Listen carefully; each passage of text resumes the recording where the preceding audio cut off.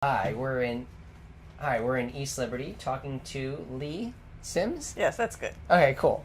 So nice to meet you, Lee. Well, nice to be here. Thank you for asking me. Yeah.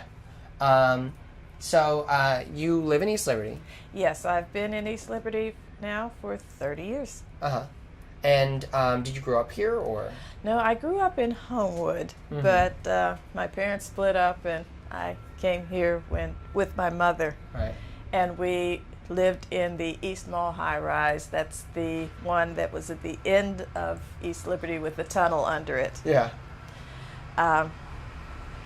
And I've been here ever since. Okay. And not in the East, not in that same building, or? No. In the past decade, with the revitalization of East Liberty, Right.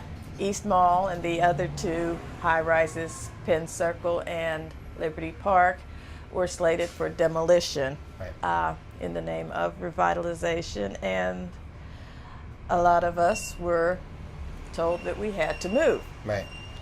There were all kinds of plans throughout East Liberty, and everyone was heard from except the residents who lived in the buildings who were going to be impacted the most. That's something that's an area of a high amount of contention because a lot of people were displaced. Yes, there were close to 300 households.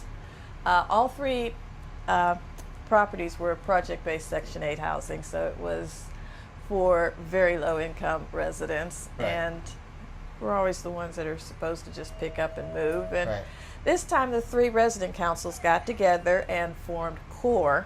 Which is perfect. That's what you're involved with, right? Yes, we stayed together, but we formed so we could have a seat at the table with all of the other stakeholders to say, okay, what's going to happen to us? Yeah. What about what we want? Right. Don't we have a right to live here too? I mean, we were here through the bad times. We should be able to live here for the good times. Yes. So tell me what CORE stands. I mean, well, I know what CORE stands for, but tell the viewers what CORE stands for, and I guess what you envision its goal and what its placement is. All right. Coalition of Organized Residents of East Liberty. Kind of a long name, but CORE for short. Yes. Yeah. As I said, we formed so the low-income residents that lived in the three properties had a voice in what was going on. We worked with the stakeholders. We fought for, I'll say, and reached an agreement with the city of Pittsburgh that we have a right to the new housing that came. So I'm in a brand new apartment as a result. Yeah. We still advocate for affordable housing in the community because there's always going to be a need for it. Right. And also throughout what we have done in the past decade, we learned about the Section 3 initiative. That's also something that comes through HUD. Yeah. It says if you're coming into a distressed neighborhood, to the greatest extent feasible, at least 30% of new hires should be low-income residents of the community. Yes.